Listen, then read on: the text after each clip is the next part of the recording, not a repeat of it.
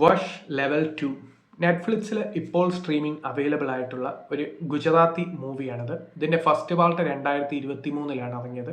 അത്ര പോപ്പുലർ അല്ലായിരുന്നു first part. പക്ഷേ ഇതിൻ്റെ റീമേക്ക് ആയിട്ടുള്ള ഷെയ്ത്താൻ എന്ന് പറയുന്ന അജയ് ദേവ്ഗൺ, അതുപോലെ തന്നെ മാധവൻ, അങ്ങനെയുള്ള ആക്ടേഴ്സുള്ള ഒരു ടെറിഫിക് മൂവിയായിരുന്നു ഈ ഒരു ഷെയ്ത്താൻ എന്ന് പറയുന്ന ഇതിൻ്റെ ഡയറക്ടർ റീമേക്ക്.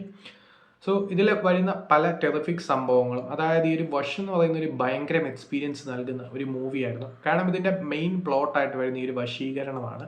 സോ അതെങ്ങനെയാണ് ചെയ്യുന്നത്, അതൊക്കെ ഭയങ്കര ഇൻട്രസ്റ്റിംഗ് ആയിട്ടാണ് വഷിൽ ചിത്രീകരിച്ചത്. സോ വഷ് കണ്ടു കഴിയുമ്പോൾ ഈ ഒരു ഷെയ്ത്താനായിട്ട് കമ്പയർ ചെയ്യുമ്പോൾ ഷെയ്ത്താൻ അത്ര എഫക്റ്റീവ് അല്ലെങ്കിലും അത്യാവശ്യം നല്ലൊരു അറ്റംപ്റ്റ് ആയിരുന്നു ഷെയ്ത്താൻ. പക്ഷേ വളരെ ടെറിഫിക് ആയിട്ട് വരുന്ന വഷിലെ കുറേ മൊമെന്റ്സ് ഷെയ്ത്താനിൽ മിസ്സിംഗ് ആയിരുന്നു. ഇപ്പോൾ ഷെയ്ത്താൻ്റെ സീക്വൽ അനൗൺസ് ചെയ്തിട്ടുണ്ട്, അതൊക്കെ വരുമ്പോൾ അറിയാം എങ്ങനെയാവുമെന്ന്. സോ ഈ ഒരു മൂവി വഷ് ലെവൽ 2 കുറിച്ച് പറയുകയാണെങ്കിൽ, ഫസ്റ്റ് പാർട്ട് കണ്ടവർക്ക് കുറേയൊക്കെ ചോദ്യങ്ങൾക്ക് ഉത്തരം കാണും ഈ ഒരു മൂവി കണ്ടുകൊണ്ടിരിക്കുമ്പോൾ. ഈ ഒരു സെക്കൻഡ് പാർട്ട് എന്ന് പറയുന്നത് ഈ ഒരു ഗേൾസ് സ്കൂളിൽ വെച്ച് വശീകരണവും കാര്യങ്ങളൊക്കെ നടക്കുന്നത്, അതെന്തുകൊണ്ടാണ് നടക്കുന്നത്, ആരാണ് ചെയ്യുന്നത്, എന്തിനു വേണ്ടിയാണ് ചെയ്യുന്നത്, ഇതിൽ നിന്നൊക്കെ എങ്ങനെയാണ് രക്ഷപ്പെടാൻ പറ്റുന്നത്. കാരണം രക്ഷപ്പെടാൻ യാതൊരു വഴിയുമില്ലെന്ന് ആദ്യം തന്നെ കാണിക്കുന്നുണ്ട്.